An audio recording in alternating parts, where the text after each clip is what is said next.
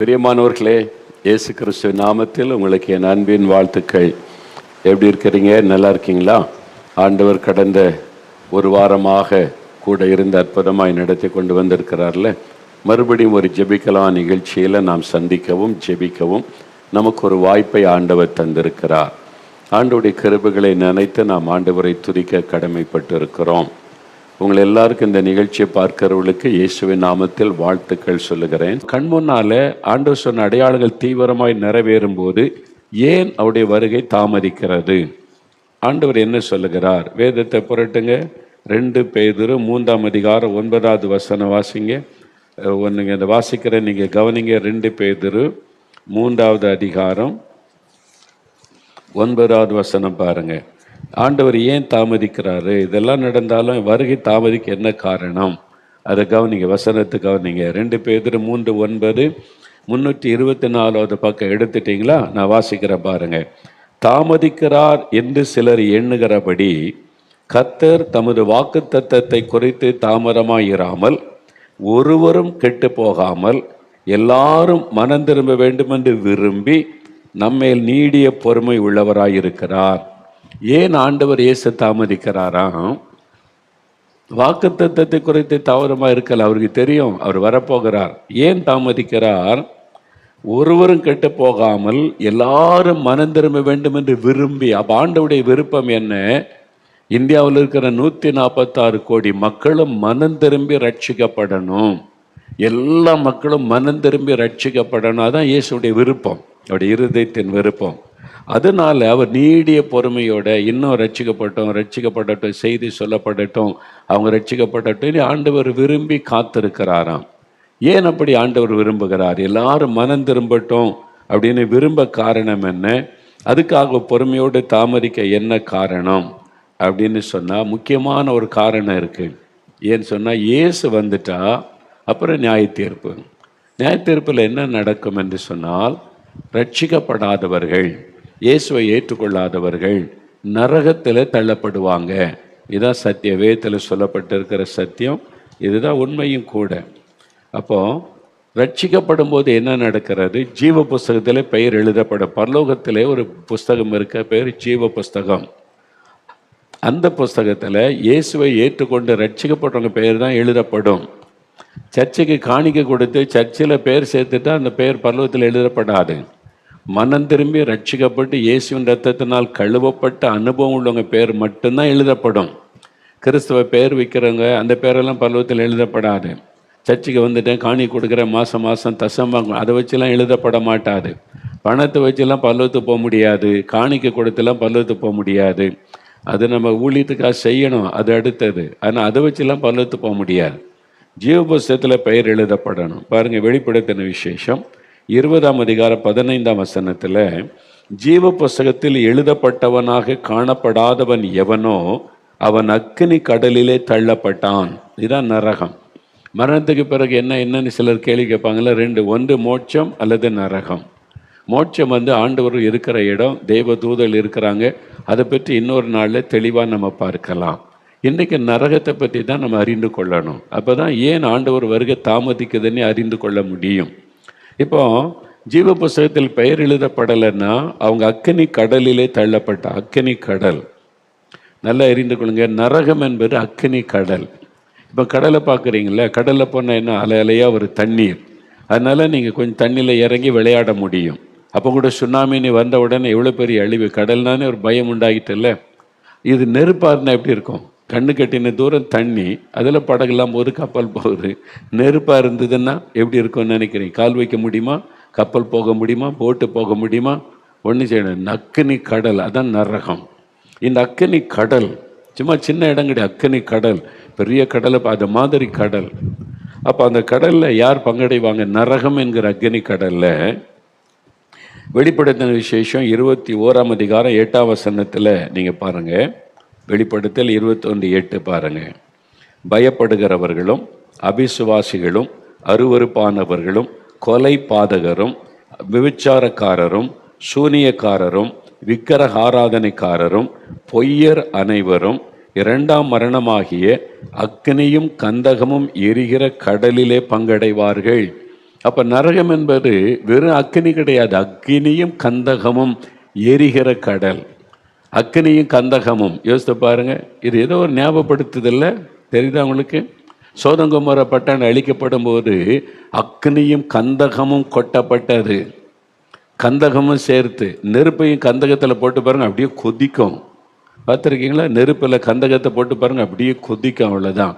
அப்போ நரகம் என்பது நெருப்பும் கந்தகமும் இணைந்திருக்கிற ஒரு கடல், அக்கினி கடல். இந்த வசனம் சொல்லுது, அக்கினியும் கந்தகமும் எரிகிற கடல். எரிஞ்சுக்கிட்டே இருக்கும், அப்படியே தண்ணி கொதிக்கிற மாதிரி நெருப்பு கொதிச்சுக்கிட்டே இருக்கும் அப்படியே. அதுதான் அக்கினி கடல், அதான் நரகம் என்பது. அப்போ ஒரு மனிதன் ரட்சிக்கப்படலைன்னா அவனுடைய ஆத்மா அதுக்குள்ளே தள்ளப்படும். இயேசுவை ஏற்றுக்கொள்ளலை, ரட்சிக்கப்படலை, பாவத்திலே வாழ்கிறான். குடிகாரங்க, கொலைகாரங்க, லஞ்சம் வாங்குறவங்க, ஊழல் பண்ணுறவங்க, ஏமாத்துகிறவங்க, அப்போ ரட்சிக்கப்படாதபடி, ஆண்டவருக்கு ஒப்பு கொடுக்காதபடி இஷ்டப்படி வாழுகிறவங்க, சர்ச்சுக்குள்ளே அரசியல் பண்ணுகிறவங்க, ரட்சிக்கப்படாமல் ஜெபம் பண்ணாமல் வெறும் அதிகாரத்தை பண்ணி கொண்டு சர்ச்சில் வியாபாரம் பண்ணி கொண்டு சர்ச்சை பணத்தை கொள்ளையடித்து கொண்டு சர்ச்சை சொத்தை விற்று சாப்பிட்டு கொண்டு நான் பிஷப்பாக்கும் நான் அதிகாரியாக சொல்கிறவங்க எல்லாருக்குமே நரகம் இந்த அக்கினி கடல் தான். அதான் வசனம் சொல்லுது. அதனால மனம் திரும்பி ரட்சிக்கப்பட்டு ஒரு பரிசுத்த வாழ்க்கைக்கு ஒப்பு கொடுத்துடணும். அப்படி இல்லாட்டா மறித்த உடனே அக்கினி கடலுக்குள்ளே ஆத்மா பிரவேசித்து விடும். அப்போ ஆண்டவருடைய வருகையில் நடக்க போகிற ஒரு காரியம் நியாய தீர்ப்பு, அப்புறம் நரகத்தின் அக்னி கடல். அப்போ அந்த ஆத்மா அக்னி கடலுக்குள்ள சில சொல்லுவாங்க, ஆண்டவர் ரொம்ப அன்புள்ளவர், அவர் நரகத்தெல்லாம் உண்டாக்கலை, இது இந்த கிறிஸ்தவங்க சும்மா பயமுறுத்துறதுக்காக சொல்றது அப்படின்னு சொல்லுவாங்க. சில கிறிஸ்தவ ஊழியர்களே அவனுக்கு தெரியும் நம்ம நரகத்துக்கு தான் போகிறோன்ட்டுன்னு, அதனால தன்னை சமாதானப்படுத்தி கொள்ள அவனும் சேர்ந்து சொல்லி கொள்கிறான். ஆண்டவர் நரகத்தெல்லாம் உண்டாக்கி இருக்க மாட்டார், அவர் எவ்வளோ அன்புள்ள ஆண்டவர் அப்படி சொல்லுவதை நீங்கள் கேட்டிருப்பீங்கல்ல. நரகம் மனிதனுக்காக உண்டாக்கப்படலை, முதல்ல அதை புரிந்து கொள்ளுங்க. நமக்காக, மனிதர்களுக்காக ஆண்டவர் நரகத்தின் அக்னி கடலை உண்டாக்கலை. பிறகு யாருக்காக உண்டாக்கி இருக்கிறாரு அப்படின்னு சொன்னால் இயேசுவே சொல்கிறார் பார். இயேசு போய் சொல்லுவாரா? சொல்ல மாட்டார். இயேசு சொன்னது தான் அவரே சொல்கிறார். மத்தேயு 25 அதிகாரம் 41 வசனம் பாருங்க. மத்தேயு 25:41 வசனம் வாசிக்கிறேன். அப்பொழுது இடது பக்கத்தில் நிற்கிறவர்களை பார்த்து தேவன், சபிக்கப்பட்டவர்களே, என்னை விட்டு பிசாசுக்காகவும் அவன் தூதர்களுக்காகவும் ஆயத்தம் பண்ணப்பட்டிருக்கிற நித்திய அக்னியிலே போங்கள் என்பார். நல்ல கவனிங்க. அப்போ நரகம் அந்த அக்கினி கடல் யாருக்காக உண்டாக்கப்பட்டது? பிசாசுக்காகவும் அவனுடைய தூதர்களுக்காக தான் இதை ஆண்டவர் உண்டாக்கினார். அப்போ உலகத்தை முதல்ல சிருஷ்டித்த போது ஆண்டவர் நரகத்தை உண்டாக்கலை. சாத்தானா மாறினான், தேவதூதன் சாத்தானாய் மாறி அவனோடு கூட ஒரு பெரிய கூட்டம், அதான் தேவர்கள் என்று அழைக்கப்படுறவங்க, பிசாசு கூட்டம், கோடிக்கணக்கான பிசாசு கூட்டம், அவங்களெல்லாம் சேர்த்துக்கொண்டு அவங்கெல்லாம் தேவனுக்கு ஒரு விதமாக கலகம் பண்ணினவர்கள். அவங்க தான் பிசாசுகளாக அலைந்து கொண்டு இருக்கிறவர்கள். அவங்க தான் மக்களை பயமுறுத்தி அடிமைப்படுத்தி, நான் தான் உன்னை பாதுகாக்கிறது, நான் தான் அந்த தெய்வம் இந்த தெய்வம்னு சொல்லி எனக்கு அதை கொடு இதை கொடுன்னு கேட்டு இதெல்லாம் வாங்குற குறி சொல்லுவது, இதெல்லாம் செய்கிறது அந்த ஆவிகள், விழுந்து போன சாத்தானும் சாத்தானுடைய தூதர்களும் என்று வேதம் சொல்லுகிறது, நமக்கு பைபிளில் சொல்லுகிறாரு. அப்போ அந்த பிசாசுக்காகவும் அவனுடைய தூதர்கள் என்று சொல்லப்படுறாங்களே அந்த பேய் கூட்டம், அந்த கூட்டத்துக்காகத்தான் ஆண்டவர் அக்கினி கடலை ஏற்படுத்தினார் என்பதை வசனம் சொல்ல ஆயத்தமாக்கப்பட்டிருக்கிறது. அது பிசாசுக்காக அவனுடைய தூதர்களுக்காக ஆயத்தம் செய்யப்பட்டது. அப்படி மனுஷன் உள்ள போறான்னா, சாத்தான் பார்த்தா எங்களுக்காக நரகத்தை ஆண்டவர் உண்டாக்கி இருக்கிறாரு, தனியா போக மாட்டோம், ஆண்டவரால் உண்டாக்கப்பட்ட மனிதர்களை நான் கூட்டமாக கூட்டிக்கிட்டு தான் உள்ள போகணும்னு சொல்லி மனிதர்களை வஞ்சித்து ஏமாற்றி பாவம் செய்ய வைத்து, அவங்க பாவம் செய்து மனம் திரும்பாமல் இயேசுவை ஏற்றுக்கொள்ளாமல் இருந்தால் நரகத்தின் அக்னியில தான் பங்கடைவாங்க. அது சாத்தானுக்கு தெரிந்துதான் மக்களை வஞ்சித்து ஏமாற்றி பாவத்துக்குள்ளாக்கி நரகத்துக்கு போவதற்கு வழி நடத்தி கொண்டே இருக்கிறான். அதை தான் வேதம் சொல்லுகிறாரு. ஒரே ஒரு வழிதான் மோட்சத்துக்கு. இயேசு கிறிஸ்து சொன்னார், நானே வழியும் சத்தியமும் ஜீவனமாய் இருக்கிறேன், என்னை இல்லாமல் ஒருவனும் பரலோகத்துக்கு வர முடியாது. இயேசுவை இல்லாமல் பரலோகத்துக்கு வர்றதுக்கு வழியே கிடையாது. நீங்கள் தானம் தர்மம் பண்ணி வர முடியாது, புண்ணிய ஸ்தலங்களுக்கு போயும் வர முடியாது, ரொம்ப பக்தியாக நடந்து வர முடியாது. பாவத்தை விட்டு மனம் திரும்பி ரட்சிக்கப்படணும். உங்களுடைய பாவத்தை மன்னிக்கிற ஆண்டவரிடத்தில் அந்த ரட்சிப்பின் சந்தோஷத்தை பெற்று ஜீவ புஸ்தகத்தில் பெயர் எழுதப்பட்டவங்க மட்டும்தான் பரலோகத்துக்குள்ளே போக முடியும். மற்றவர்களின் அக்னி கடலை பங்கடைவாள் என்று வேதம் தெளிவாய் இயேசுவே சொல்லுகிறார். இயேசு மாதிரி நரகத்தை பற்றி பிரசங்கம் பண்ணது வேற யாரும் கிடையாது. அவர் நரகத்தை பற்றி தெளிவாக பேசியிருக்கார். அக்னி கடல் என்று ஆண்டவர் பேசி இருக்கிறார். இதை குறித்து இந்த அக்னி கடல் எப்படிப்பட்டது தெரியுமா? நித்திய அக்னியா, அது அழியாது, நித்தியமாக இருக்கும். வானமும் பூமி கூட ஒளிந்து போகும். ஆண்டவர் உண்டாக்குன நரகம் நித்திய காலமாக இருக்கும். மோட்சம் எப்படி நித்தியமோ நரகமும் நித்தியம். அப்படின்னா என்ன அர்த்தம் அப்படின்னு சொன்னால், நரகம் என்பது வேதனை உள்ள ஒரு இடம்.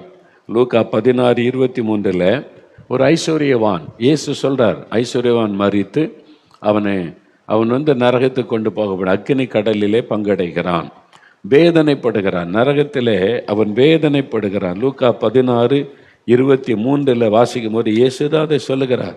இது இயேசு சொன்னது, அதை மறந்துறாங்க. இயேசு கிறிஸ்துவே சொல்லுகிறார்.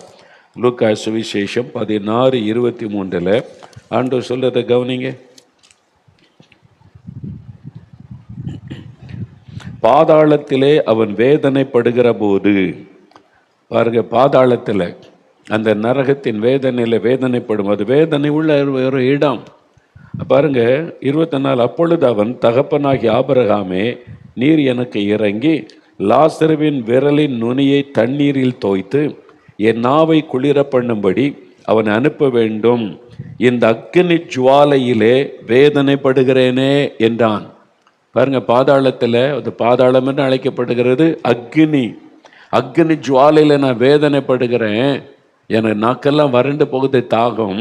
அவன் ஒரு டம்ளர் தண்ணி கேட்கல, ஒரு நுனியில் விரலில் ஒரு சொட்டு தண்ணியை கொண்டு வந்து நாக்கை நினைச்சா போதும், அந்த அளவுக்கு தாகம்.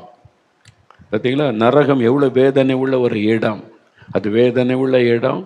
அந்த வேதனை மாறாது, மரணம் வராது. நீங்கள் அறிந்து கொள்ளுங்க.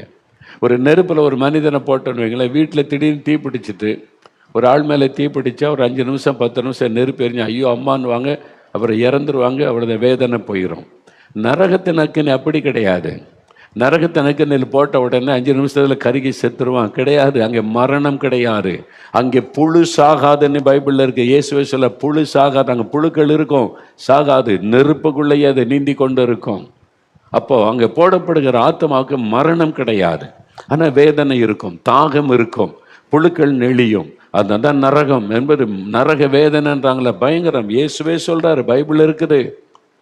கிறிஸ்தவங்க நிறைய பேர் அதை உணர்வதே இல்லை, நரகத்தை பற்றி சிந்திப்பதே இல்லை. என்னென்ன அது நித்திய நரகம். அதில் என்னென்ன அக்கினியும் கந்தகம் எரிகிற கடல். ஆனால் அதுக்குள்ளே ஒரு ஆத்மா போயிட்டுன்னு இவங்க பாவம் சேர்த்துட்ட, ஜீவ புஸ்தகத்தில் பெயர் இல்லை, நீ நரகத்துக்கு தான் அப்படின்னு போட்டுட்டா, ஒருவேளை அந்த பாவத்துக்கு என்ன தண்டனை 5 வருஷம் 10 வருஷம் கழிச்சு வர முடியுமா? வர முடியாது. நித்தியமான ஒரு அழிவு, நித்தியமான நரகம். அதனால 100 வருஷம் ஆனாலும் அந்த நரகத்தில் வேதனைப்பட்டு கதறிக்கொண்டு அழுகையும் பற்கடிப்பும்.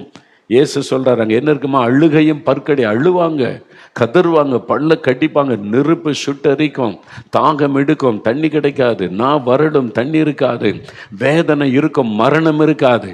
அதான் கொண்டுறோம், மரணமே இருக்காதங்க. அப்போ மரணம் இருக்காதுன்னா 100 வருஷம் ஆனாலும் வேதனைப்பட்டுக்கிட்டே இருப்பாங்க, 1000 வருஷம் ஆனாலும் அந்த வேதனைப்பட்டுக்கிட்டே இருப்பாங்க. அந்த நரகத்தின் அக்கினிக்குள்ள 1,00,000 வருஷம் ஆனாலும் அந்த நரகத்துக்குள்ள வேதனைப்பட்டு கதறி கதறி கதறி அழுது கொண்டு கூக்குரலிட்டு கொண்டு இருப்பாங்களே தவிர அதுக்கு முடிவே வராது. அதுதான் நித்திய நரகம்னு வேதம் சொல்லுகிற நரகத்தின் வேதனை. அப்போ ஒரு ஆத்மா ரட்சிக்கப்படாம, அந்த ஆத்மாவுடைய பேர் ஜீவபுஸ்தகத்தை எழுதப்படாவிட்டால் நரகத்தின் அக்கினிக்குள்ள போயிடும். அந்த ஆத்மா நரகத்தின் அக்கினிக்குள்ள போயிட்டா திருப்பி வர முடியாது. செத்து போன ஆளுக்கெல்லாம் ஜெபம் பண்ணி பரலோகத்துக்கு கொண்டு போக முடியாது. ஏமாந்து போகாதங்க. ஒரு நாள் மரணம் சந்திக்கும் போது அங்கே சொன்னாங்களே இங்கே சொன்னாங்களே ஏமாந்து போவீங்க. வசனத்தை ஒழுங்க வாசிங்க. இயேசு என்ன சொன்னார்னு கவனிங்க. ஒரே தரம் மரிப்பது தென்பு நியாய தீர்ப்பு, அவ்வளோதான். மரித்த பிறகு ஒரு ஆளை நீங்கள் எத்தனை ஜெபம் பண்ணி தலைகிழன்னு ஜெபிச்சாலும் நரகத்திலிருந்து வெளியே கொண்டு வர முடியாது, மோட்சத்துக்கு கொண்டு போக முடியாது. மரிக்கிறதுக்கு முன்னால மனம் திரும்பி ரட்சிக்கப்படணும். No other way. தயவு செய்து ஏமாந்து போகாதங்க. இந்த கடைசி காலத்தில் கர்த்தர் எச்சரிப்பாய் சொல்லுகிற விஷயம், ஜாக்கிரதையா மனம் திரும்பாட்டா அவ்வளோதான் அவனுடைய நித்திய வாழ்வு. இன்னைக்கு தெரியாது, கண்ணை மூடின அடுத்த நிமிஷம் நரகத்தின் அக்னி, அவ்வளோதான். அதுக்கு பிறகு நீங்கள் என்ன கதறியும், ஐயோ பிரசங்கெல்லாம் பண்ணாங்களே, சொன்னாங்களே, அவங்க சொன்னாங்களே, இவங்க சொன்னாங்களே, ஒன்றும் பண்ண முடியாது. இப்போவே ஜாக்கிரதையாக மனம் திரும்பணும். ஏன்னா இப்போ இயேசு சொன்ன அடையாளம் நடக்குது இல்லை, கண் முன்னால் உங்களுக்கு காமிச்சோல்ல. இப்போ இயேசு என்ன சொன்னார் அதெல்லாம் கண் முன்னால் நடக்குது இல்லை. அப்போ அவர் சொல்லியிருக்கிறது காரியம் நிச்சயம் தானே. தயவு செய்து சீக்கிரம் இது யோசிங்க. அப்போ 1,00,000 வருஷம் ஆனாலும் அந்த ஆத்மா நரகத்துக்குள்ள வேதனைப்பட்டுக்கிட்டே இருக்கும், கதறிக்கொண்டே இருக்கும், அழுகையும் பற்கடிப்பும் வேதனையும் இருந்து கொண்டே இருக்கும். மரணம் சம்பவிக்கவே சம்பவிக்காது. அதுதான் கொடுக்குறோம். அதே சமயத்தில் மோட்சத்துக்கு போகிறவங்களுக்கு மரணம் இல்லை, நித்திய காலமாக ஆண்டவரோட மகிழ்ச்சியாக வாழ்ந்திருப்பாங்க. அது குறித்து இன்னொரு நாள் நம்ம பார்க்கலாம். இன்றைக்கு இயேசு ஏன் வர தாமதிக்கிறார், ஏன் ஒருவர் எல்லாரும் மனம் திரும்பி ரட்சிக்கப்படணும்னு ஆண்டவர் விரும்புகிறதற்கு காரணம் என்ன? அதுதான் இது. என்ன, ஒரு ஆத்மா ரட்சிக்கப்படாட்டா நரகத்துக்குள்ளே போயிட்டா அவங்க தப்ப முடியாது. அதனால அவங்க ரட்சிக்கப்படணும், அவங்க மனம் திரும்பட்டோன்னே ஆண்டவர் காத்திருக்கிறார், தாமதிக்கிறார், மனம் திரும்ப வாய்ப்பு கொடுக்கிறார், ரட்சிக்க அவர் வாய்ப்பு கொடுக்கிறார், ரட்சிக்கப்பட வாய்ப்பு கொடுக்கிறார். அதனால்தான் அவர் தாமதிக்கிறார். அறிந்து கொள்ளுங்க.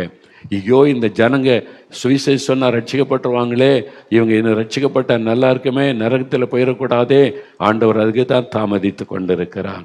அப்போ நாம் என்ன செய்யணும்? அப்போ ஆண்டவருடைய விருப்பம், அதுக்கு என்ன செய்யணும்? ஆண்டவர் 2 காரியம் ஆண்டவர் எதிர்பார்க்கிறார். நாம் சபை, பாஸ்டர்மார்கள், சபை நடத்துகிறவங்க, நீங்கள் இதில் கவனம் செலுத்தாட்டா நியாய தீர்ப்பு நாளில் நீங்கள் கர்த்தருக்கு முன்னால் வெட்கப்பட்டு போயிடுவீங்க. தயவு செய்து வசனத்தை தெளிவாக கவனிங்க. இயேசு என்ன சொல்லுகிறார், ஆவியானவர் என்ன எழுதி வைத்திருக்கிறார்? 1 தீமோத்தேயு 2 அதிகாரத்தில் 4வது வசனம் பாருங்க. 1 தீமோத்தேயு 2 அதிகாரம் 4ஆம் வசனத்தில், எல்லாரும் ரட்சிக்கப்படவும் சத்தியத்தை அறிகிற அறிவை அடையவும் தேவன் சித்தமுள்ளவராயிருக்கிறார். எல்லாரும் ரட்சிக்கப்படணும், சத்தியத்தை அறியணும், இதுதான் அவருடைய ஏக்கம். எல்லாரும் மனம் திரும்பிடணும். ஏன்னா நான் வந்துட்டா நரகம், அதில் தள்ளப்பட்டுட்டா அவங்க தப்ப முடியாது. அதனால அவர் தாமதிக்கிறார். ரட்சிக்கப்பட்டுட்டோம். இன்னைக்கு தினந்தோறும் ஜனங்க ரட்சிக்கப்படுறாங்கல்ல. நாம் அனுப்பியிருக்கிற மிஷினரிகள் மூலமாக ஒவ்வொரு மாதமும் ஆயிரக்கணக்கான பேர் ரட்சிக்கப்படுறாங்க. சேலத்தில் கூட்டம் நடத்துகிறோம், ஈரோடில் கூட்டம் நடத்துகிறோம். ஆயிரக்கணக்கான மக்கள் கண்ணீரோட மனம் திரும்பி ஒப்பு கொடுத்து ரட்சிக்கப்படுறாங்கல்ல. அதனால தான் ஆண்டவர் தாமதிக்கிறார். இன்னும் கொஞ்சம் பேர் ரட்சிக்கப்பட்டோம், இன்னும் மக்கள் ரட்சிக்கப்படட்டும். அவர் ஆத்திரமெல்லாம் ஜனங்கள் ரட்சிக்கப்படணும்னு. நீங்கள் சபை நடத்துகிற இடத்துல, கிராமத்தில், பட்டணத்தில் எத்தனை குடிகாரங்க, துன்மார்க்கர்கள், அவங்க ரட்சிக்கப்பண்ணி ஆத்திரம் இருக்குது அவங்களுக்கு, அந்த பாரம் இருக்குது அவங்களுக்கு. அவன் தான் உண்மையான ஊழியக்காரன். இயேசுடைய விருப்பம், அவருடைய ஏக்கம். ஏன் அந்த பாரம் அவருக்கு? அவங்க அழிஞ்சுதான் நரகத்துக்குள்ள போயிடுவாங்களே, அவங்க ரட்சிக்கப்படணுமே, எல்லாரும் மனம் திரும்பணுமே. 1 தீமோத்தேயு 2:4, எல்லாரும் ரட்சிக்கப்படவும் சத்தியத்தை அறிகிற அறிவை அடைவும் தேவன் சித்தமுள்ளவர். அதாவுடைய விருப்பம். அப்போ எல்லாரும் ரட்சிக்கப்படணும்னு கர்த்தர் விரும்புகிறார். யாருமே நரகத்துக்கு ஒரு ஆத்மா நரகத்தில் போவதை ஆண்டவர் விரும்பவில்லை. இப்போ உங்கள் தெருவில் இருக்கிறாங்க, உங்களை அன்பாக பார்க்குறாங்க, எவ்வளோ பக்தியாக இருக்கிறாங்க, தோத்தர சொல்கிறாங்க, பலகாரெல்லாம் வீட்டுக்கு கொடுத்து விடுறாங்க, அவங்க ரட்சிக்கப்படலை, எங்கே போவாங்க? உங்களுக்கு சம்மதமா? உங்கள் சர்ச் இருக்கிற தெருவில் இருக்கிறாங்க, உங்களை பார்த்து பாஸ்டர்னு கும்பிடுறாங்க, வணக்கம் செலுத்துகிற மரியாதை கொடுக்குறாங்க, உங்களை நேசிக்கிறாங்க, உங்களுக்கு ஒரு பலகாரம் கூட செஞ்சு கொடுக்குறாங்க, அவங்க இன்னும் இயேசுவை ஏற்றுக்கொள்ள ரட்சிக்கப்படலை. ஏன்னா நீங்கள் சொல்லலை அவங்களுக்கு இயேசுவை பற்றி. இப்போ அவங்க நரகத்துக்கு போகிறது உங்களுக்கு சம்மதமா? இப்போ இயேசு வந்துட்டு அவங்க நரகத்தில் தான் வேதனைப்படுவாங்க. அப்போ என்ன சொல்லுவாங்க? இந்த பாஸ்டர் எங்கள் பக்கத்தில் தான் சபை நடத்தினார், பக்கத்தில் தான் இருந்தார், அவர் மட்டும் ஜெபம் பண்ணி கொண்டு இருந்தார், பாட்டு பாடி கொண்டு இருந்தார், எங்களுக்கு இயேசு பற்றி சொல்லலையே, எங்களுக்கு சொல்லியிருந்தால் நாங்களும் ரட்சிக்கப்பட்டிருப்பேன். அப்போ நரகத்துக்கு ஒரு காரணமே இந்த ஊழியக்காரன் தான் சொல்லுவாங்கல்ல. உங்களையும் என்னையும் குற்றப்படுத்துவாங்கல்ல. யோசிங்க, அவங்க அதானே சொல்லுவாங்க. அதனால தான் ஆண்டவர் சொல்லுகிறார். சென்னையில் ஒரு சகோதரர், நல்ல ஆவிக்குரிய சபைக்கு ரட்சிக்கப்பட்டவர், அபிஷேகம் பெற்றவர், அந்நிய பாஷை பேசுவார், நல்ல சபைக்கு போகிறவர். அவர் ஒரு ஆஃபீஸில், கவர்மெண்ட் ஆஃபீஸில் வேலை செய்கிறார். அங்கே ஒரு பிராமண சகோதரர் இருந்தார். 2 பேர் ரொம்ப ஃப்ரெண்ட்ஸு. என்ன பக்கத்து சீட்டில் வேலை செய்கிறார், ரொம்ப காலமாக ஃப்ரெண்ட்ஸு. ஒன்றா உட்காந்து சாப்பிடுவாங்க, ஈவினிங் ஆனால் ஒன்றா போய் டீ குடிப்பாங்க, காஃபி குடிப்பாங்க. அவங்க வீட்டில் ஒரு விசேஷனா இவங்களை கூடுவார், இவங்க வீட்டில் விசேஷனா வருவார். ரொம்ப ஃப்ரெண்டு, பல வருஷமாக ஒன்றா வேலை செய்கிறாங்க. அவர் பிராமண சகோதரர். அவங்கெல்லாம் ரொம்ப பக்தியாக இருப்பாங்க, ஆச்சாரமாக இருப்பாங்க, ரொம்ப மாதிரி பாவத்துக்கெல்லாம் இடம் கொடுக்காமல் நல்லா வாழணும்னு நினைக்கிறவங்க அந்த மக்கள். அந்த மாதிரி ஒரு சகோதரர். ஒரு நாள் இந்த கிறிஸ்தவ நண்பர் ஒரு நாள் ஒரு தரிசனம் கண்டார். தரிசனம் என்னன்னு சொன்னால், இது அவரே சொன்னது ஒரு மீட்டிங்கில் சென்னையில், நான் கேட்டது நேரில். அவர் ஒரு தரிசனம் கண்டார். என்னன்னா, அந்த பிராமண சகோதரர் அவர் மரிச்சிட்டார். அப்படி ஆத்மா எடுத்துக்கொள்ளப்படுகிறாரு. அவர் போய் மோட்சத்தின் வாசலில் போய் நிற்கிறாரு. அங்கே வந்து ஜீவ புஸ்தகத்தில் பெயர் இருக்கான்னு பார்த்து தான் உள்ளே அனுப்பிக்கிட்டே இருக்கிறாங்க. தேவதூதர்கள் எல்லாத்தையும் ஒழுங்குபடுத்துகிறாங்க. இவர் போய் நிற்கிறார். அப்புறம் தன் பேரை சொல்கிறார். அவங்க தேடி பார்த்துட்டு உங்கள் பேர் இங்கே இல்லை, நீங்கள் மோட்சத்துக்குள்ளே போக முடியாது, நீங்கள் அக்னி கடல் நரகத்துக்குள்ளே தான் போகணும் அப்படின்னு சொல்லி.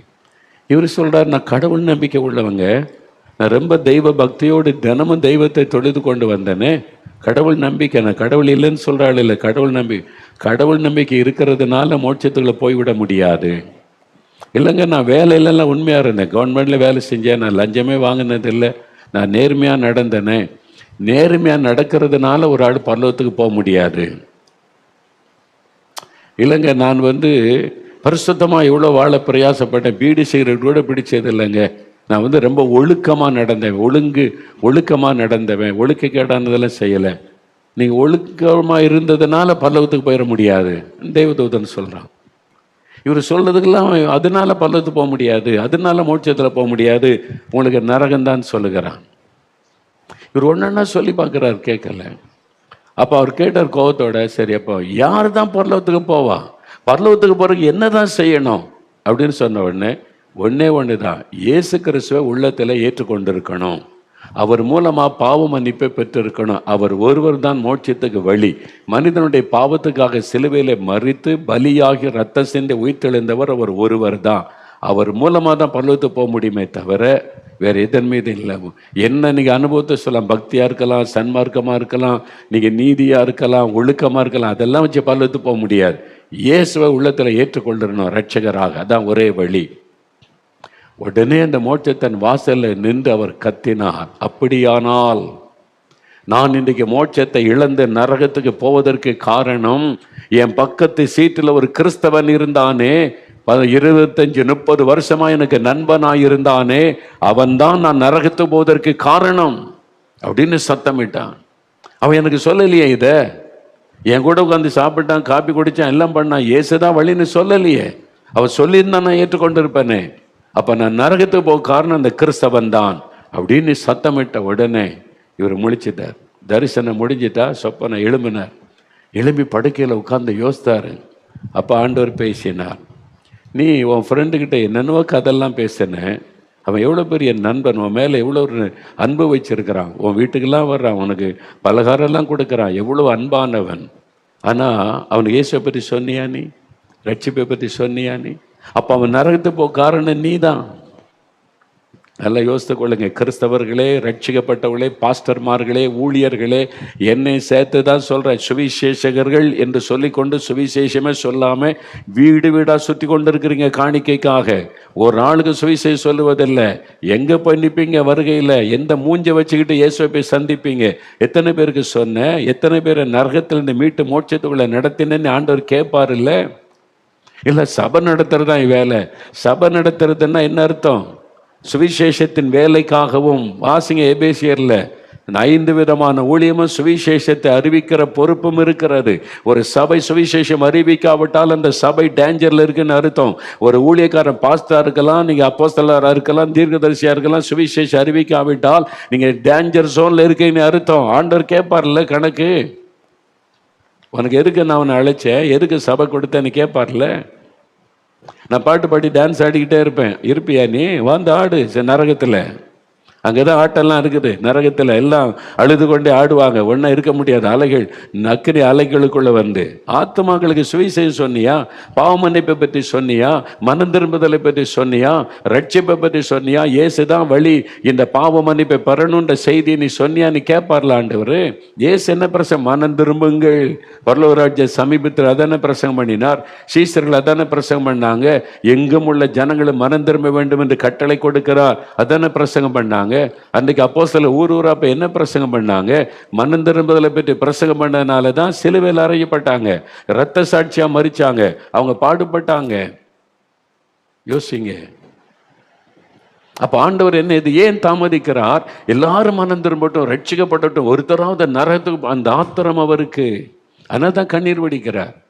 அழுது ஜபிச்சு அவனுக்கு கிண்டலா இருக்குல்ல, என்ன அவனுக்கு ஆத்மா கொடுத்த சிந்தை இல்லை, பாரம் இல்லை. அந்த ஆத்மா ரட்சிக்கப்படணுமே ஒரு பாரம் இயேசுக்குள்ள இருந்ததுனால அவர் அழுகிறார். அந்த பாரம், இயேசுவின் பாரம் நமக்குள்ள வந்தா அந்த அழுகையும் அந்த பாரம் ஆத்மா ரட்சிக்கப்படணும் எண்ணம் வரும். பவுல் சொல்லுகிறார், நான் மிகுந்த கண்ணீரோடு ஊழியம் செய்தேன், கர்ப்ப வேதனைப்படுகிறேன். ஒரு ஆத்மாக்குள்ள இயேசு உருவாக கர்ப்ப வேதனைப்படுகிறேன். அப்ப என்ன செய்யணும்? முதல்ல ஜெபம். அதான் ஆண்டவர் சொல்றாரு, ஜெபிங்க. 1 தீமோத்தேயு 2:1 நான் பிரதானமாய் சொல்லுகிற புத்தி என்னவெனில், இது யார் எழுதினது? பரிசுத்த ஆவியானவர் பவுலை கொண்டு விசுவாசிகளுக்கு எழுதினார், இயேசுவை பின்பற்றுகிற சீஷர்களுக்கு எழுதினார், உங்களுக்கும் எனக்கும் எழுதினார். நான் பிரதானமாய் சொல்லுகிற புத்தி என்னவெனில், எல்லா மனுஷருக்காகவும் விண்ணப்பங்களையும் ஜபங்களையும் வேண்டுதல்களையும் சோத்திரங்களையும் பண்ண வேண்டும். எல்லா மனிதருக்காக, உங்க கூட வேலை பார்க்குறவங்க, கூட படிக்கிறவங்க, கூட பிஸ்னஸ் பண்றவங்க, உங்க தெருவில் இருக்கிறவங்க, கிராமத்தில் உள்ளவங்க, உங்க பட்டணத்தில் உள்ளவங்க, உங்க மாநிலத்தில் உள்ளவங்க, உங்களுக்கு தெரிந்தவங்க, சொந்தக்காரங்க, எத்தனை பேர் இயேசு அறியாம இருக்கிறாங்க, எல்லா மனிதருக்காக நீங்க ஜெபிக்கணும். என்ன ஜெபிக்கணும்? அதான் சொல்லப்போ எல்லா மனிதரும் ரட்சிக்கப்படவும் சத்தியத்தை அறிகிற அறிவை அடையவும் ஜெபிக்கணும் 4ஆம் வசனத்துல. அப்போ எல்லாரும் ரட்சிக்கப்படணும், இயேசுவை அறியணும், சத்தியத்தை அறியணும் என்பதற்காக நம்ம ஜெபிக்கணும். அது முதலாவது காரியம். நீங்க ஜெபிச்சா அவங்க தொடப்படுவாங்க. நம்ம அழுது ஜெபிச்சோம்ல, இவ்வளவு நாள் ஜெபிக்கிறோம்ல, பலன்தான் பாருங்க. இப்போ அறுவடை சேலத்தில் எவ்வளோ மக்கள் கண்ணீரோடு ஒப்பு கொடுத்தாங்க தெரியுமா? மதுபான பழக்கம், பாவ பழத்து ஓப்பன் மைதானத்தில் மதுபானத்துக்கு அடிமை, போத வஸ்துகளுக்கு அடிமை, எனக்கு விடுதலை வேணும், பாவம் நீ உணர்றேன், வந்து ஒப்பு கொடுங்கன்னா ஆயிரக்கணக்காக வந்து ஒப்பு கொடுக்குறாங்க ஐயா. அப்போ அவங்க விடுதலைக்காக ஏங்குகிறாங்க, ரட்சிப்புக்காக ஏங்குகிறாங்க. அதனால தான் ஆண்டவர் தாமதிக்கிறார், இந்த மக்கள்லாம் ரட்சிக்கப்படணுமே அப்படின்னு சொல்லி. அப்போ மக்கள் வந்து தாகத்தோடு ஒப்பு கொடுக்குறாங்கல்ல, கண்ணீரோடு அழுது கொண்டு வந்து நிற்கிறாங்க. ஆண்கள் வாலிபர்கள் வந்து அழுது கொண்டு நிற்கிறாங்க, மனம் திரும்பி ரட்சிக்கப்பட விரும்புகிறாங்க. அந்த செய்தி சொல்லப்படாதான் காரணம். இப்போ அதனால தான் ஆண்டவர் சொன்னார், நீ போ, துரிதமாக சொல்லு, என்ன முடியுமோ எல்லா மக்களுக்கு இந்த செய்தியை சொல்லுங்க என்பதாய். அப்போ முதல்ல நீங்கள் ஜெபிக்க வேண்டியது, எல்லாரும் ரட்சிக்கப்படணும், சத்தியத்தை அறிகிற அறிவை அடைய ஜெபிக்கணும். தினந்தோறும் ஜெபிங்க. அதுதான் வருகைக்கான ஆயத்தம். வருகைக்கு என்ன ஆயத்தம்? ஜபிக்கிறது. இயேசு சொன்னார்ல, லூக்கா 21 ஆண்டவர் என்ன சொன்னார் பாருங்க. லூக்கா 21:36 இந்த கடைசி கால ஆபத்தெல்லாம் வரும்னு சொன்னார்ல, பூமி எதிர்ச்சி, கொள்ள நோய் எல்லாம் வரும்னு சொன்னார். இந்தியாவில் பயங்கரமான பூமி எதிர்ச்சி, அதாவது 9 பாயிண்ட் வரப்போகிறதாம். அந்த அளவுக்கு ஒரு பெரிய பாதிப்பு வரும். டிவியில் நம்ம ஊர் தமிழ் சேனலில் தான் பேசினாங்க, டிவி சேனலில். யாரும் ஒருத்தர் யூடியூப்பில் சும்மா உட்காந்து கற்பனையே பேசினதில்லை, தெளிவாக சொன்னாங்க. இந்த புவியியல் வல்லுநர்கள் சொல்லி இருக்கிறாங்க, வட பகுதியில் பெரிய ஒரு பூமி அதிர்ச்சி வரப்போகுது, இதுவரை கண்டுராத பூமி அதிர்ச்சி, 30 கோடி பேர் மரிப்பதற்கு வாய்ப்பு இருக்கிறதுன்னு வான் பண்ணி இருக்கிறாங்க இந்தியாவில். இதுதான் இயேசு சொன்னார், மகா பூமி எதிர்ச்சி உண்டாகும். அப்போ இதுக்கு தப்புன்னா என்னங்க வழி? அதான் லூக்கா 21:36 இனி சம்பவிக்க போகிற இந்த ஆபத்துகளுக்கு நீங்கள் தப்பணும். ஆனால் நீங்கள் தப்பி இயேசுவின் வருகையில் அவரை சந்திக்க வேண்டுமானால் எப்பொழுதும் ஜெபம் பண்ணி விழித்திருங்கள். அதான் இயேசு சொன்னார், எப்பொழுதும் ஜெபம் பண்ணுங்க. அப்போ எப்பொழுதும் ஜெபிக்கணும்னா இவ்வளோ காரியத்துக்கு ஜெபிக்க வேண்டியது இருக்குதுல்ல, ஜெபிங்க, எப்பொழுதும் ஜெபிங்க என்று ஆண்டவர் சொல்லுங்க. அதனால ஜெபத்துக்கு முக்கியத்துவம் கொடுங்க, எல்லாருக்காக ஜெபிங்க. எல்லாரும் ரட்சிக்கப்படணும், சத்தியத்தை அறிகிற அறிவை அடையணும்னு ஜெபம் பண்ணுங்க. பிசாசு இதை அறிந்து தான் ஜெபத்தை தடுக்கிறதற்கு அதுக்கு ஊழியக்காரங்களே எழுப்பியிருக்கிறான். பைபிள் வச்சுக்கிட்டு ஜெபத்துக்கு விரோதமாக பேசுகிற ஆட்கள் எல்லாம் பிசாசு எழுப்பிட்டான். ஏன்னா பிசாசுக்கு ஊழியம் செய்கிற ஊழியர்கள் கடைசி காலத்தில் எழும்புவாங்கல்ல, இப்போவே எழுப்பிட்டாங்க. அது மாதிரி செய்து கொண்டிருக்கிறார். நீங்கள் நாம் வஞ்சிக்கப்படாதபடி எச்சரிக்கையாக இருக்கணும். 2வது, மார்க் 16:15 இயேசு சொன்னார், உலகமெங்கும் போய் சர்வ சிருஷ்டிக்கும் சுவிசேஷத்தை அறிவிங்க. முதல்ல ஜெபிக்கணும், எல்லாரும் ரட்சிக்கப்படணும், சத்தியத்தை அறியணும், ஜெபிக்கணும். 2வது, எல்லாருக்கும் சுவிசேஷம் அறிவிக்கணும். அதான் இயேசு சொன்ன கட்டளை. சபையினுடைய பிரதான நோக்கம் என்ன? சுவிசேஷம் அறிவிக்கிறது. சுவிசேஷம் எந்த ஊழியக்காரனாக இருந்தாலும் சுவிசேஷம் அறிவிக்கணும். இயேசுவின் நற்செய்தியை சொல்லணும்ல, அவருடைய செய்தியை மற்றவங்களுக்கு அறிவிக்கணும்ல. அப்போ சுவிசேஷத்தை அறிவிக்கணும். சபை வாரந்தோறும் சுவிசேஷம் அறிவிக்கணும். நீ சுவிசேஷகனாக இருந்தால் தினந்தோறும் கிராமத்தில் போய் 4 பேருக்கு ஒரு கைப்பறுதி கொடுத்தா சுவிசேஷத்தை, என்னென்ன வாய்ப்பு கிடைக்குது சுவிசேஷத்தை சொல்லணும். பாவத்தை குறித்து பேசணும், மனம் திரும்புதல் குறித்து சொல்லணும், ரட்சிப்பை குறித்து சொல்லணும், பரலோக பாக்கியத்தை குறித்து சொல்லணும், இயேசு ஒருத்தர் தான் வழி என்பதை சொல்லணும். அதான் சுவிசேஷம். அப்போ அதுக்கு தான் இன்றைக்கு ஆண்டவர் நம்மை துரிதப்படுத்துகிறார். அதனால தான் இப்போ இந்த வருஷத்தில் இது ஒரு 50 கோடி பேருக்கு இந்தியாவில் சுவிசேஷம் சொல்லணும் ஆண்டவர் சொல்லி கடந்த 3 வருஷத்தில் 1 கோடிக்கும் அதாவது 10 கோடிக்கும் அதிகமான பேருக்கு நாங்கள் சுவிசேஷம் அறிவித்திருக்கிறோம். இன்னும் 40 கோடி பேருக்கு அறிவிக்கணும். இப்போ அதைத்தான் தீவிரமாக ஜோமனி திட்டமிட்டு செயல்படுத்தி கொண்டு இருக்கிறோம். இயேசுடைய பிரதான கட்டளையை நிறைவேற்றணும். அதில் ஒவ்வொரு கிறிஸ்தவர்களுக்கும் பங்கு இருக்கிறது, ஒவ்வொரு ஊழியருக்கும் பங்கு இருக்கிறது. யாரும் எனக்கு தரிசனம் எல்லாம் சொல்ல முடியாது. கர்த்தருடைய வார்த்தை இருக்குது, இல்லை கர்த்தருடைய வார்த்தை இருக்குது. நீ ஜெபிக்கணும், சுவிசேஷம் அறிவிக்கணும் என்பது. அதனால இதுதான் பிரதானம், அதுக்கு தான் ஊழியக்காரன், அதுக்கு தான் நம்ம ரட்சிக்கப்பட்டு இருக்கிறோம். அதனால தீவிரமாக அறிவிக்கணும். அப்போ இயேசுடைய வருகை தாமதிக்க என்ன காரணம்? ஜனங்க நரகத்தில் அழிஞ்சிடக்கூடாது, அந்த நித்திய நரகத்தில் போயிடக்கூடாது, அவங்க மனம் திரும்பி ரட்சிக்கப்படணும். அதுக்கு பொறுப்பு நம்மகிட்ட தான் இருக்குது. ஆண்டவர் அந்த காரியத்தை நம்மகிட்ட தான் தந்திருக்கிறார். ரட்சிக்கப்பட்ட ஒவ்வொருவருக்கும் அந்த பொறுப்பு இருக்குது. நீங்கள் வேலை செய்யலாம், பிஸ்னஸ் பண்ணலாம், எல்லாருக்குமே அந்த உத்தரவாதம் இருக்கணும். நான் இந்த இயேசுவை எல்லாருக்கும் சொல்லணும், இந்த ரட்சிப்பை பற்றி சொல்லணும், அவங்கள ரட்சிப்புக்குள்ளே நடத்தணும், நரகத்தினைக்கு போகிற அந்த மக்களை ஆண்டவர் பக்கமாக திருப்பணும். அதுக்கு தான் நற்செய்தி கூட்டம். இது அவங்களுக்கு தெரியாது. கிறிஸ்தவர் அல்ல, மதவாதிகளுக்கு தெரியாது. அவங்க மதம் மாத்துறாங்க, மதமாக பார்ப்பாங்க. நம்ம மதம் கிடையாது, மோட்சத்துக்கு வழி இயேசு தான். அந்த ஆத்திரத்தில் தான் இவங்க அழிஞ்சிடக்கூடாதுன்னு செய்கிற மதத்துக்கு ஆள் சேர்க்கிறதுல நம்ம ஊழியம், பரலோகத்துக்கு ஆள் சேர்ப்பது தான் நம்ம ஊழியம். நரகத்துக்கு போகிறவங்கள மோட்சத்துக்கு என்னராய் திருப்புவது, அதுதான் ஆண்டவர் எதிர்பார்க்கிறார். அதுதான் அவருடைய உள்ளத்தின் பாரம். அதுக்கு தான் அவர் தாமதிக்கிறார். அப்போ நாம் செய்ய வேண்டிய காரியம், எல்லா ரட்சிக்கப்பட்ட தேவ பிள்ளைகளும் அதனால தான் தினமும் ஜெபம் பண்ணுங்க, எல்லாரும் ரட்சிக்கப்பட்ட ஜெபம் பண்ணுங்க. வாரத்தில் ஒரு நாளாவது போய் கைப்பறுதி கொடுத்தாவது இயேசு உங்களை நேசிக்கிறான்னு சொல்லுங்க. அவங்க விளக்கமாக கேட்டால் மனம் திரும்புதல், ரட்சிப்பு, பரலோகத்துக்கு போகிறதை பற்றி பேசுங்க. மரணத்துக்கு பிறகு என்ன நடக்குன்னு கைப்பறுத்திலாம் இருக்குது, நம்ம அச்சடித்து வைத்திருக்கிற போய் கொடுங்க. எப்படியாவது இயேசுவங்க அறிந்து கொள்ளணும். அந்த ஆத்திரத்தில் தான் ஊழியம் செய்கிறோம்.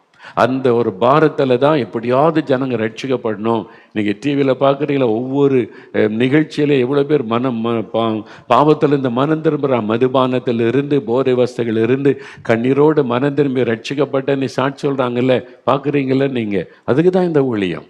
ஆத்மா ரட்சிக்கப்படணுமே, அவங்க பரலோகத்தின் பாக்கியத்தை பெறணுமே, நரகத்தின் அக்கினிக்குள்ளே போய்விடக்கூடாதே என்பதற்கு தான் ஊழியம். அதுக்கு தான் இதை செய்து கொண்டு இருக்கிறோம். அதனால் அது ஒவ்வொருவர் மேலே விழுந்த கடமை. நீங்கள் எதுக்கு ஊழியம் செய்கிறீங்க யோசித்து பாருங்க. கர்த்தரை அழைச்சார், எதுக்கு அழைச்சார்? ஊழியம் செய்ய அழைச்சார். எதுக்கு ஊழியம் செய்ய அழைச்சார்? எதுக்கு? உங்களை ஆசீர்வதிச்சு நீ எந்த வீட்டு மேலே வீடு கட்டு, காருக்கு மேலே கார் வாங்கி நீ பெரிய பணக்காரனாக இருக்க தான் நான் உன்னை அழைச்சிருக்கேன். அதுக்கா? 4 பேருக்கு சுவிசேஷம் சொல்லு, 4 பேரை ரட்சிப்புக்குள்ளே நடத்து. அறியாமைக்குள்ளே இருக்கிறாங்க, நரகத்தை நோக்கி போகிறாங்க, அவங்கள மோட்சத்துக்கு என்ன திருப்பி கொண்டு வா மகனே மகளே. அந்த ஊழியத்தை செய்யணி தான் கர்த்தர் நம்ம எல்லாரையும் நம்பி நம்மளை நோக்கி பார்க்கிறார். அப்போ அதுதான் இன்றைக்கி நம்ம தீவிரமாக செய்யணும். அதனால் இதை மனசில் கொண்டு அவர் தாமதிக்க காரணம், ஆத்துமாக்களை நேசிக்கிறார், ஆத்துமாக்களுக்காக பரிதபிக்கிறார். ஜனங்கள் நரகத்தில் அழிந்திடக்கூடாதே என்ற ஒரு பாரம் உள்ளத்தை அழுத்துகிறார். அதனால தான் அவர் தாமதிக்கிறார். தாமதித்து நம்ம பார்க்குறார், நம்ம செய்வோன்னு எதிர்பார்க்குறார். போய் சொல்லுங்கள் அவங்க ரட்சிக்கப்படணுமே அப்படின்னு சொல்லி. அதுக்கு தான் நம்ம இடைவிடாமல் ஊழியம் செய்கிறோம். பவுல் சொல்கிறார்ல, இரவு பகல என் மீது விழுந்த கடமை, நான் சுவிசேஷத்தை பிரசங்கித்து மேன்மை பாராட்ட இடமில்லை, அது என் மீது விழுந்த கடமை நான் செய்யணும். அப்போ நம்மளை காப்பாற்றினார்ல ஆண்டவர், நரகத்துக்கு தப்பித்து கொள்கிற பாக்கியத்தை நமக்கு தந்திருக்கிறார்ல, அதை நம்ம மற்றவங்களுக்கு சொல்லணும்ல, அந்த அன்பு அனுபவத்தை மற்றவங்களோட பகிர்ந்து கொள்ளணும்ல, ஒவ்வொருவரும் சொல்லணும். எல்லாருக்கும் கடமை இருக்கிறார். அதனால் இன்றைக்கு ஆண்டவர் எதிர்பார்க்கிறது அதுதான். அதனால் நம்ம ஜெபிக்க நினைப்போம்.